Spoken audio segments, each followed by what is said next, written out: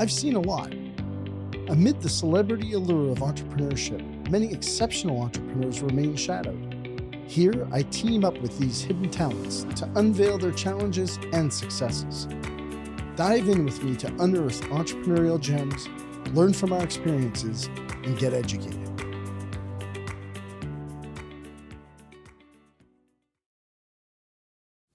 Is there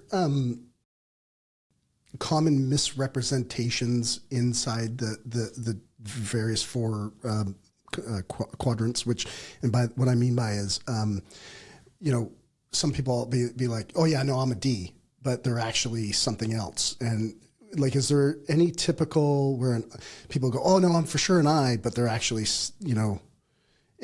are those come up commonly or not? Not. I don't know if I don't know if in that circumstance, but what I do find in terms of this, and this is very gendered, this part, I find that men, so men in business, seem to think they need to have a D. And if I am coaching them or talking to them, they almost seem like it's a failure on their part if they don't have a D. So that's a really big hurdle to overcome, because you don't have to have a high D to be successful. The way you're going to get success is going to look different than how a high D does. But that is one of the big hurdles I will overcome. And I don't want to say this across the board, but I do find that this is an interesting example because, you asked. And the reason I'm using D is the flip of that is when I'm talking to a woman with a high D, she's often apologetic for it. I really saw that. That's something that really came through. So like, "Oh, I sound harsh," or "Oh, I sound," and I'm like, that's interesting because I find that the men are, they seem kind of like proud of it, or like, yeah, this is an essential thing. And the woman is sometimes like, "Oh, I don't know." And that's a whole other conversation, right? About what is the programming we're receiving for women to feel almost apologetic versus men to feel proud. But that is often what I would say, Dwayne. And so sometimes I think men try to act a little bit more like the high D. They maybe try to put that on because they think that's what's needed. And part of the value in having your own profile done and understanding it is I can show you. So let's say you're that guy and you think, "Oh, I need to have a higher D." And I can show you, hey, here's what having a low D actually is good at. So for instance, like when we're talking about this, we're doing a very high level overview. So I'm only talking to you about the high factors, but the low factors mean something too. Again, I think I said it already, but low doesn't mean bad. Okay. We can't have all high factors. Yep. It's not possible. So low D, what does a low D bring to the table? Well, low Ds are very accommodating. They take a much more of a curious, like, "Oh, let me see what you think" approach. And so it's the catching more flies with honey than vinegar is what I would say. So it doesn't mean they can't get it. They're just going to take a different approach. And guess what? Some clients or some team members would much more appreciate that approach. So you need to kind of know that about yourself and know, hey, this is my strength. And maybe you've got the high I. And so you've got this double edge of sort of charm and accommodation. And that's going to work wonders, especially, in sales or something that you need to, get somebody on board with. So it's just a matter of understanding it. I think, again, this plays into something we talked about earlier. Most companies are just doing the tip of the iceberg with DISC. Oh, you have this profile. This means you'll be good at sales. Oh, you have this profile. That means you'll be good at administration. And they leave it there. And one of the biggest things is they don't actually allow the person who had the DISC done understand it. They maybe they get like a brief report, but they don't follow it up and let that person learn the strengths. Hey, this is what you're really good at. And the reason we do this is not to quote judge you or test you, but when it's done ideally, it's to your benefit because your manager now knows what's motivating you. Your manager is going to try to connect with you on your level. They're going to speak to you in a way that inspires you. And so that's a win-win for everyone. So when you take that step further down the road in terms of coaching the new hire, facilitating with the team at large, that's really the next level of DISC. And that's where the real understanding and connection come in. Yeah, clearly. Super powerful. I'm curious, what kind of popped into my head a little earlier there when we were talking about the gender, like men who feel like they should be Ds and women who apologize for being Ds.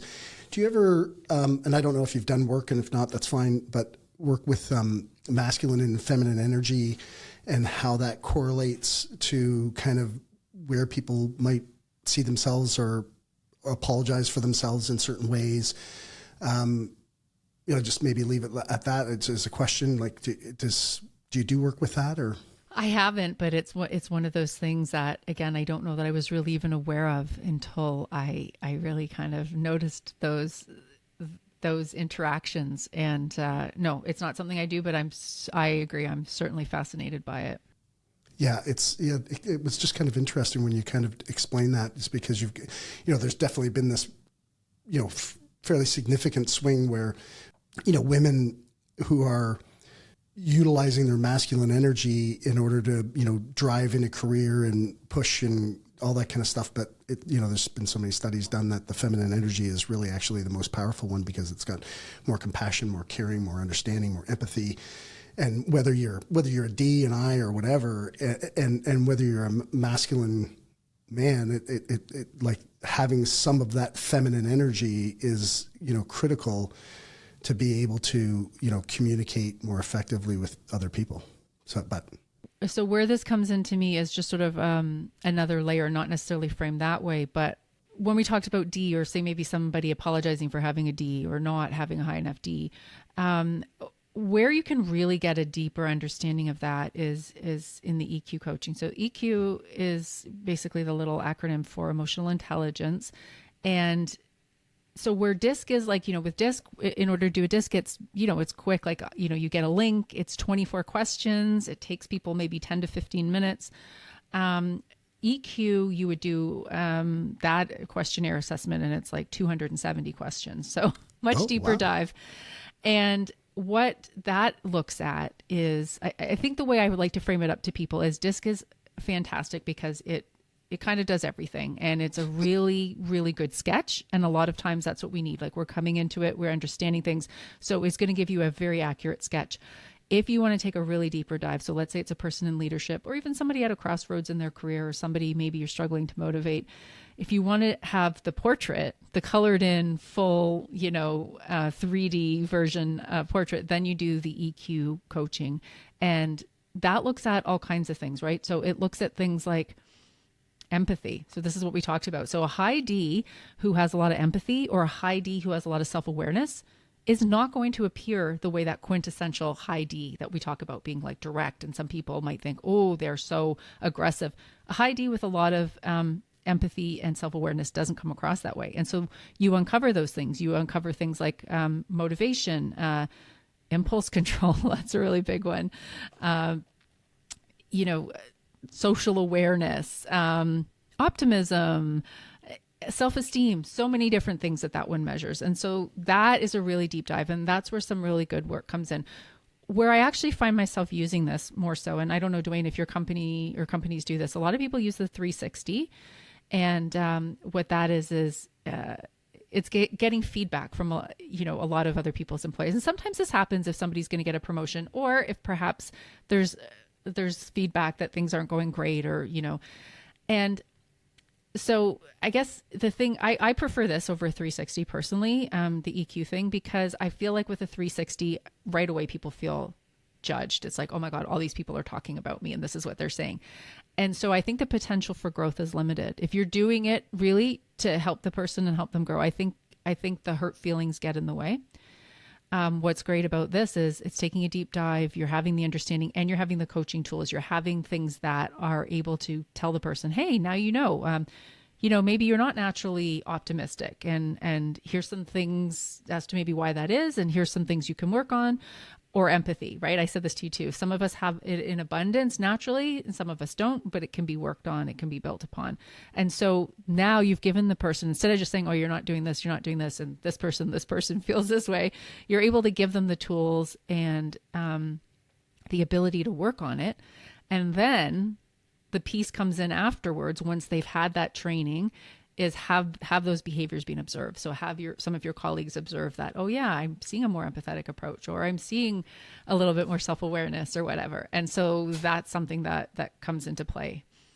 I'd never heard of this EQ test up until I think I had somebody on the podcast. I can't remember who it was, but they had mentioned EQ. And then this is the first time I've ever had a conversation about it. So I'm actually fascinated with it, because I really do think this would be almost essential from what I was kind of gleaning from what you're talking about is like, that's got to be essential for, especially an executive team or, anybody in a leadership position that's coaching others and training and, working with teams very closely or managing teams very closely. This EQ piece is critical. So, and I'm going to ask this question because it popped into my head. And the reason why it popped into my head was because I have this conversation so often. And when I say so often, I mean like virtually all the time with business people. Is there in the EQ, like, does it kind of describe or help understand whether the level of the tenacity of the person or the perseverance or because, it seems nowadays, and I hate putting a broad stroke on stuff that is not, kind of where I like to come from, but the conversation comes up so often. I would be remiss not to kind of ask this question and bring the topic up, but there's seems to be this lower level of resilience in people where they're just, whether there's too many opportunities out there, too many jobs, they can just go, you know what, I'll just go off to the next one. And you see, so much turnover or people who just go, no, you know what, you can't talk to me like that, or you can't, like, and they give up. Yeah. And they walk away, or it's not worth it to them, or it's whatever their story is. Does EQ kind of dig into this, and how does it dig into it? And what would, if somebody used this test, like everybody, all my top managers are going to get this test, I can tell you, within 2 weeks of this podcast. So guaranteed. But because I think it's good, helpful information for their own personal growth. And it's my responsibility as the leader of the organization to help people grow. And I need to have the tools and the information to help facilitate that. That's my job. So with the question you're asking about that, so there's a whole bunch of factors, like 15 or something. And so the one I think that you're honing in on is self-motivation. So what that looks at is, in the face of adversity, how likely are you to give up? How likely are you to give up, fold, or see it through? And, that's one of the things that would come up. A lot of this is like intra. So like, what do you do to understand and manage your own emotions? And then inter, how do you connect and understand and deal with other people? So it's looking at those things, but definitely the piece that you mentioned, I think would come into the whole, the self-motivation. And then sometimes there's reasons for it, right? Like there's one of the things that's looking at is like self-esteem. That could be one of them. So this person could be a really hard worker, but then when you come and you have a look at it, you can see that maybe they have some negative self-talk, or maybe some beliefs that they've sort of brought with them that they're not good enough, or they can't do the job perfectly. And again, got the potential for some really big breakthrough moments to kind of look at it and say, ooh, what's been holding you back? Or, is this something that, is an intrinsic belief? Is this something we can work on? And again, there's strategies. It's not just you're being told this and then see you later. It's like, here's what we can do to build upon that. So yeah, that would tease that out. And how does the test results, like, how do they show up? I've never seen it, so I'm having a little bit of a time wrapping it in my head to get an understanding of like, what if somebody gets it, they're listening to this podcast and they're like, hey, I should do this too. How's it going to show up for them, and what might it tell them about somebody specifically? So it's interesting in that the difference with this one is called what we call a normative assessment versus DISC, which is an ipsative. So DISC is a psychometric scale. It's measuring, you're picking either or, this one, that one, this one, that one. And then you get that.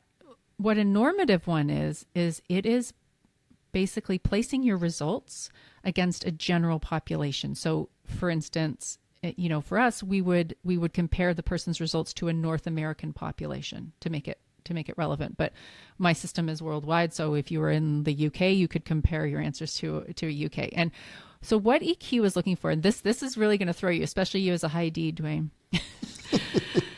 On an EQ, you actually don't want to have really high scores. Okay. So everyone take that in. That might be surprising. So high scores, very high scores, and very low scores are not optimal. You kind of want to have mid-range scores. So why is that? What EQ is about being able to read people, have people be able to connect with you. So if you are out of that mid zone, right? If you are really up high and really down low, how easy is it going to be for you to understand others, and how easy is it going to be for them to relate to you? So I can tell you some of the challenges I've had is, in coaching people that have really high EQ scores. Now keep in mind too, Dwayne, it's self-directed. Okay. So this is where the piece comes in, where you can't just run it without having someone interpret it. So if somebody could score themselves really high on everything, but then it's up to the facilitator like me to really understand, are they overly optimistic? Or I have a colleague that likes to use the word delusional. But that will come out very easily. That will come out because other things won't connect. Other things won't come back to it. So people who are, for instance, really optimistic and they think everything's going to work out. They think everything's great. And I had this woman, and we had such a barrier for a while where one of the issues, this was one of those cases where it was kind of done in lieu of a 360. And what it was some of her colleagues found her to be, annoying, but demotivating. And she was like, I don't understand this. I'm the most positive person there is. I come in every morning. I'm cheerful. I tell a funny story. I'm singing a song. And, I think one of the other person's feedback was, I need to have at least 2 cups of coffee before I can handle her, because she's so much. And I said to her, but that's great. That's how you operate. And like, that's a blessing that you're able to do that. But do you have the ability to read the room? How is that working for you? Are you getting the responses you want? And then there's a pause, like, oh, and then, but I don't understand why who wouldn't want somebody positive? I said, well, here we are. This person maybe needs a cup of coffee before they're ready for that. And, you need to understand that. You need to understand that also people think you're naive. So if you tell somebody something like, oh, it's fine, it's great, it's all going to work out. This is what we get a lot with people who are overly optimistic. And then their colleague or, whoever it is, then basically feels like, yeah, you're not listening. It's not actually feeling okay. It might not work out, actually. And so if that's how you're motivating someone, you're missing the mark. And they now are putting this judgment on you and saying, well, you're naive, so you're not relatable. So there's an example of why having a really high, say, optimism is not always great. You want to have it healthy high, but you don't want to have it super high. Right. Well, and I think it kind of goes along with like your greatest strengths are always your greatest weaknesses, right? It's so... You know how often I say that, Dwayne? I say that like once a week. 100%. It is. And for me, I can tell you mine. Mine is empathy. So I have very high empathy. This is something I had to, sounds crazy, work on bringing down a bit at the beginning of my career. So I got certified. I had already been certified in DISC and team facilitation. And then I was already starting my business. And then I went and I did this one too. And it was very interesting because in the certification process, they get you to do it. And then they have somebody who coaches you.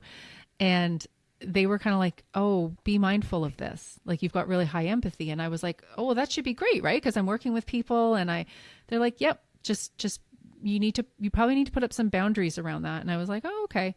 And then I, of course, didn't completely listen, had to learn the hard way. And so when you're someone that has an abundance of empathy, you can really easily find yourself taking on the emotions of the people that you're working with. You have a thing where you care so much, you want to fix it, you want to help, and you are actually then taking that on, and to a point then where you're going to burn yourself out. And so for me, the way that I will now get through to people who have really high empathy, because it's very hard to put yourself first if you're someone like this, is then I say, and this is what I had to tell myself, hey, Victoria, that's great that you want to do that. But now then you do that all day and then you come home, and then are you 100% yourself for your husband and your daughter? No, you're not. You're depleting yourself and you're depleting yourself. And then you're just going to become this shell of who you are. And how is that you being your best self for your family? Is that what you want to do? No. So it was definitely something I had to work with. And the EQ really helped me see that. So for me, that was very, very helpful in terms of my business and how I operate and setting up certain boundaries around it. And it allows me to still lead with empathy, but to not let it drain me. Yeah, I mean, and it's not, it's not even your family, it's you yourself. You know, Yeah. there's nothing left in the tank for you. Exactly. And it's, to me, that's the analogy is when, you know, the oxygen mask comes down on the plane, do you put it on the person beside you first, or do you put it on you first? You've got to make sure that you are able to survive, to be able to support and help and, you know, the people around you. So it's critical. Is there other, like, you know, in the EQ that you know, things like that people think like, oh my gosh, that is going to be a total strength. Yeah. You know, I could see a lot of people who are high empathy would be like, oh, there's no downside to this. Right. And same with the optimism. Yeah. So honestly, for all of them, self-esteem, here's another one. I think everyone knows it's like self-esteem is pretty important to have. So I would never say, oh, you want to score low on self-esteem, but people have really high self-esteem sometimes can come across arrogant and again, untouchable almost, right? And so when they're giving advice or they're trying to motivate someone and they're just like, just believe in yourself, you can do it. The person's like, well, that's easier said than done. So again, it's your ability when you're so high on the scale, one way or the other, your ability to put yourself in somebody else's shoes and to maybe perhaps see where they're coming from is limited. And you're also limiting that person's ability to connect with you. If you're someone, you come in, you have it all together. You know, you look polished, you're cheerful, everything's great in your life. That's all the person's hearing. Are you someone that they're going to want to confide in and maybe share a feeling that they think is less than ideal? Like, can they be vulnerable with you? Probably not.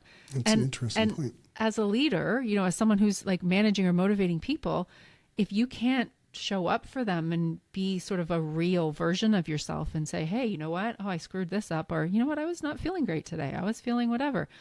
You are going to get so much more of a real connection with that person by saying that. And this is why, you know, understanding your EQ is really, really important. I love this. This is awesome. I had a note and I had it circled here that because we were talking about dealing with the team, like I think you phrased it as inter and intra. So the interactions with others, was there anything that we missed, you know, in that?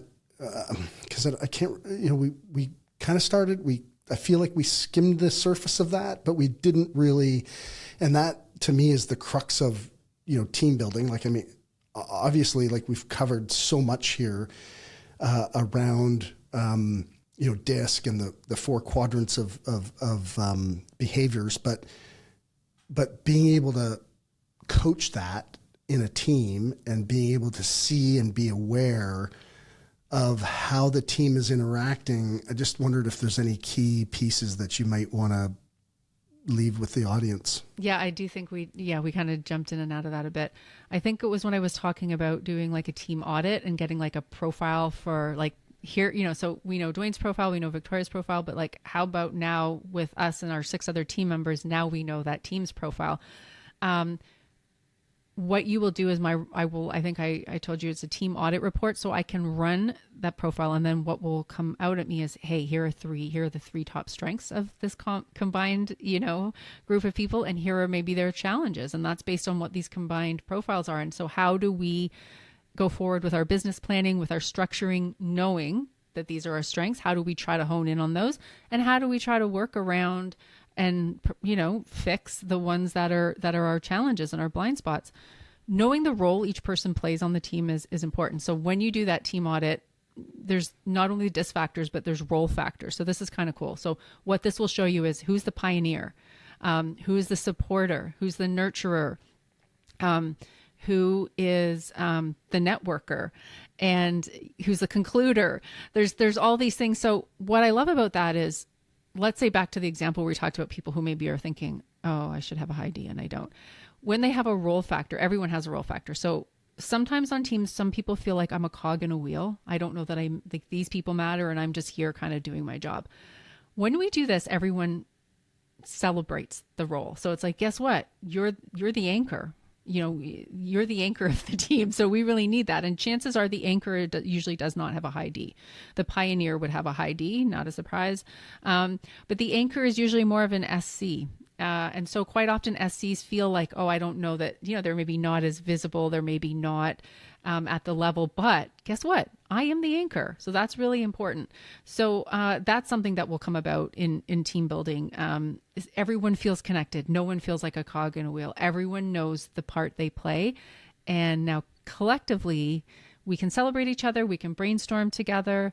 And again, not only for the team building, like good feels of it all, but the strategy going forward, right? Let's say maybe we should realign this role because look what this person's strong at. And maybe we take that, we can take that part away from someone and give them something they're strong at.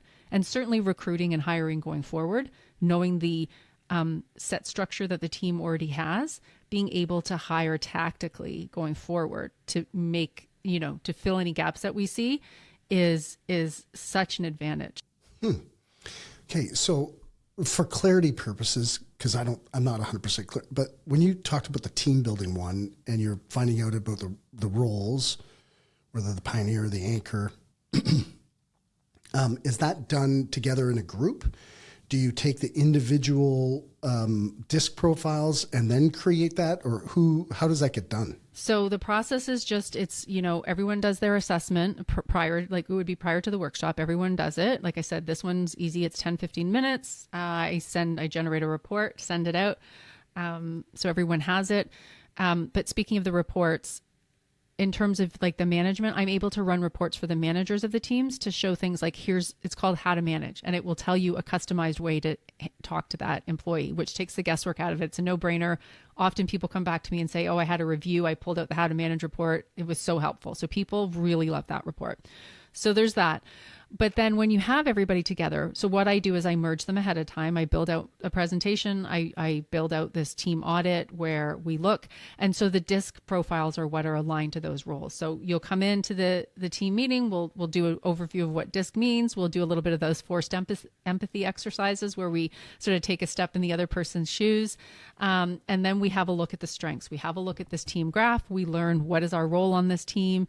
And, basically, how do we optimize it? How do we ensure that everybody is working in their zone of strength? Like, let's make sure that what this person is good at is something that they're able to touch. They have these touch points where they're touching something that they're really powerful in. And this is where we also talk about, hey, here's how this person ideally likes to communicate. We get a chance to sort of say our do's and don'ts.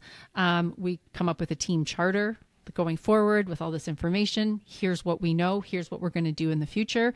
And it's usually regardless of the circumstances, some people just do it for fun team building. Some people do it because there's been issues, but regardless of the circumstances, people really walk away feeling inspired and also like they belong. Like, okay, I get it. I understand where I am on this team, and I now have tools that I can communicate with so-and-so. I don't need to be worried that I've offended them or I've done whatever. Now they understand where I'm coming from, and we have such a greater chance at cohesion and success now.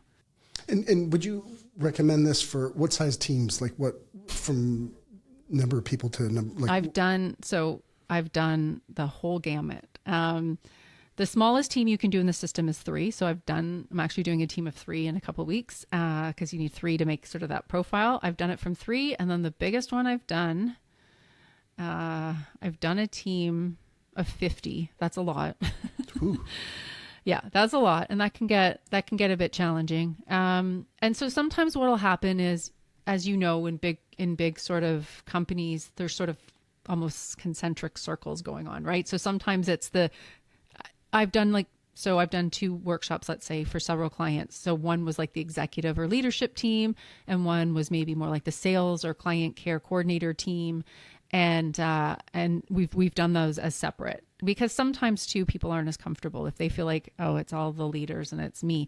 And then I've actually done a little bit of, I merged the results. I came back, and this was fascinating. I came back and talked to the senior leadership team about the takeaways that I got from the people who were like client care and reception and all that kind of stuff. And that was really an eye-opening because as you wouldn't be surprised, the leadership team was mostly I's and D's and the other team was mostly S's and C's. And it was very, very interesting, the takeaways. Interesting. Very interesting. Victoria, this has been an awesome conversation. I agree. I mean, I'm so grateful for you being here. Is there a couple of pieces though, like that, as we wrap this up, like that you would like to impart on that, things that the biggest mistakes or, the biggest things that lead to success for business owners that they could utilize when it comes to team building? It'll be a matter of like honing them down. I have a lot of things. I think in terms of, okay, so first of all, know yourself. This is where it always starts with know yourself. So as that person, make sure you have done, if you're the leader, make sure you know your own DISC profile. Make sure you know where you're coming from and how you're likely to see a different personality style. So that's the first thing always with DISC, self-awareness. Have some sense of that. Of course, if you want to deeper dive, the EQ. And then once you know yourself, now you are going to be more skilled at reading other people and perhaps picking up on cues to maybe understand what their personality style is and apply that. Make sure that if you know somebody's different than you, try to kind of bend a little bit to their personality style. I always call it like building a bridge. Let's build a bridge to a different personality style and let's learn to speak the same language. Because, you could be saying something to me in French and I could be speaking to you in Italian. We could be as clear as we want, but we're missing the point. So let's use this as this tool. Also, can I add something there? Because just because I think it's a really big point is, if you're the leader in the organization, it's the onus is on you to do that, not on your employee or your report or whatever. And just in general, actually a more generalized statement is, as a human, leaders go first. And so if you want to lead, like whether they don't have to be an employee or a subordinate, they could be a peer, but it is your responsibility to go first, whether it's in your intimate relationship or at work or with your kids. It's like somebody has to take the initiative and nothing changes until someone takes the initiative. And so that would be just my strong point to that, to emphasize it. Sorry. No, thank you for saying that. I couldn't agree more. I think that is so important. And I've actually come up against this a couple times, more in the earlier years than now, but where a leader will say, I want all these profiles and I want a workshop. And then I say, okay, so you're going to do your profile and we're going to talk, oh, do I have to do mine? Like, I'm just sort of interested in seeing theirs. And I was like, right. You know what? How can you expect them to be vulnerable and share if you're not going to? So it starts with you, and that's the example. And so the whole point of this is you have to put that out there, and that's where you're going to build true connection is by leading by example. and so I'm glad that you pointed that out. That is absolutely key. And the leaders that are really keen to do that, or sometimes they've done it and they said, oh, I already shared it. I sent it out to everybody. A lot of Ds do that. I don't know. They all know. I'm like, okay. And it's good. And they have a sense of humor about it. I have one client, he's hilarious. He shows it to basically everybody and says, look, this is me. I think I'm pretty great, but I do have these flaws and, blah, blah, blah. And it just really makes people comfortable and they laugh and they can go forward. So, but in terms of the other part, in terms of hiring, what I would say, you were asking me to sort of say advice or what I would recommend. Yeah. It's great to have a great conversation, a great interview with somebody. But you always need sort of that objective piece, because if you're someone who's, especially, let's say you're a high I, you get very influenced by, oh my gosh, we had this in common. We had a great chat. Oh my gosh, I'm going to love working with this person. You hire them on your impulse, on your feeling, and then guess what? They might be a great person. They might even be a hard worker, but did you hire them for a role that aligns with their attributes? Well, probably not if you haven't gone into that. So what I would really recommend is, running that. I don't recommend people just run the profiles willy-nilly. I always would say, like, you've had to have, you've had one or two interviews and it would be before the final interview. Run the DISC. And the nice thing about running it before a final interview is it also will provide you customized questions to that person's profile. So it really gets in there and allows you to ask questions that you wouldn't know otherwise. So that's a really cool part of it. And then just aligning it, understanding, okay, how is this going to fit? Is this going to be a good fit? And again, the next piece is the performance management, the connection. How do I now manage and motivate? Because if you apply a one size fits all strategy, you can't do that in sales. You can't do that in management. You're not going to get everybody with the same approach. And this really helps you with it. I think I said it a few minutes ago. The how to manage reports are fantastic because they remind you, people will often read them again and say, oh yeah, I think we started with this, Dwayne, about guess what? Not everyone is motivated by a bonus. Sure, most people wouldn't say no to one, but that might not be the key driving factor. So knowing that is going to help you connect with them. So, I guess what I would say is don't use it as sort of like just in terms of, oh, I'm just going to run this. I'm not going to do anything with it. There's so much more to do with it. And, our biggest asset in business is the people. Like if you don't have a strong team working for you, as a team facilitator, I can tell you the number one thing that breaks down teams is not that people don't work hard, is not people's skill, is not people's education level. It is misunderstandings and miscommunications. Yeah. That is the number one thing. Once you get that into an office culture, it can be toxic. It spreads like a virus. So this is not a soft skill. This is an essential skill. There have been no words that have been more true than that, what you just said right there. And so I couldn't agree more when it comes to the communication and the messaging between team members. And I guess I do actually have one more question, which is in your experience with AI, and I'm not sure if you have how much experience you have in AI, but where do you think this allows people the competitive advantage going forward by creating teams that are working, in symbiotic, energies to get the outcome of the organization, versus, because everybody wants an answer to AI. And yes, AI is going to be critical. And if you're not using AI, you're probably not, there's a good chance you won't be in business in 10 years. I don't know if it'll be 2 years, but maybe it'll be 20. I don't know. But I don't think we can miss what is in front of us, which is currently our teams and how they work together and communicate. So I'm curious what kind of plays in here. Yeah. So I think you mentioned when you were doing my intro something about one of my talks, which I think at the time it was like EQ over IQ. And it's funny, this has been dancing around in my head a little bit. I'm thinking, so with the assessment, it's actually technically called EI, just more people know it by EQ. But now I'm like, oh, I think now I'm going to have to say EI beats AI, right? So emotional intelligence beats artificial intelligence. That's probably going to be a new title of that talk. But it does, like, yeah, are there things that, of course we have to adapt. We can't just sit by because it is happening as we speak. But I think when you read anything, the definitive thing that keeps coming back is this is missing the human personal element. Does AI have empathy? No.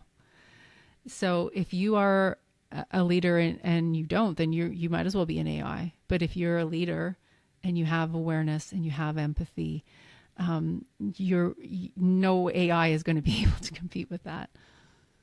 So I think these sort of what they've been deemed as soft skills in the past, they are now essential skills. And I've read so many articles alluding to that. Yeah, it's the whole creative, the whole emotional intelligence, the EQ, and I think it's going to be just as critical, which is, and actually, I think that this is where the gap might exist. I don't know for sure, but the gap that may exist in the future is, we have a generation of children who are spending more and more time on social devices and playing video games and not creating, emotional intelligence and EQ and, whatever phrase you want to put to it. And that gap is going to widen in the future, potentially. And so that's one of the things that, is always kind of on my mind is, so anybody who's listening, like this stuff is, get it in the hands of your kids too. This is, we do not talk on this podcast just about business. What happens in business, again, I've said it a million times, business is a series of relationships that we execute on a daily basis inside a workplace, but the same energy is created at home with your kids, in schools, in churches, in the community. And this is really good stuff to be making sure that, parents are taking home to their kids and using this as another education that they're just not getting in the current education system, and they're going to need it. I couldn't agree more. There is a movement now leaning more towards social emotional learning is what it's called. And Dwayne, I think you listened to a couple of episodes of my podcast. Heather and I start off with checking in with our mood meters. So how are we feeling? And that was created by Mark Brackett. And he is sort of leading a huge revolution in terms of trying to get into schools and it's called the ruler approach, but basically it is bringing awareness to how key emotional intelligence is. And, it's still not all schools adopt it, but hopefully we're getting there. And I think that has to be the way of the future because, with, again, up against AI, we absolutely, it's a must. Yeah. Science and math isn't going to get us anywhere because that'll all be done by AI. So, yep. Yeah, exactly. Well, that's a great lead in, Victoria, to how do people find you? Obviously you have the podcast, so plug that and plug where they can find you, because the information that you've presented here has been so valuable to me personally. And I just believe super valuable to our people who are listening, the listeners that have businesses where they've got teams they're struggling. There's not a business that I know that at some level can improve their level of teamwork and execution and synergy between the groups. So please. Yeah. Well, thank you for that, Dwayne. I appreciate it. So yeah, you can check out the podcast I have. So it's called Discovering You on wherever you get your podcasts. And you can also find me on my website, discoverwhatworks.org, and you'll see a little bit about all the different platforms that I do. Reach out. I'm happy to have a chat with you about either disc coaching, EQ coaching, speaking, team facilitation, all of it. We're going to be in touch with you about coming out and doing a program with our sales teams. So awesome. Yeah. I look forward to that. Yeah. Thank you so much for your time. I appreciate you being here. Fantastic information. Everyone, check out Victoria Theriault. Not spelled that way at all. But check her out, please. Great information. Thank you. Bless you. Appreciate your time for being on the show. Thank you so much. Thank you, Dwayne. I really appreciate it. It was a great chat. Yeah, thanks.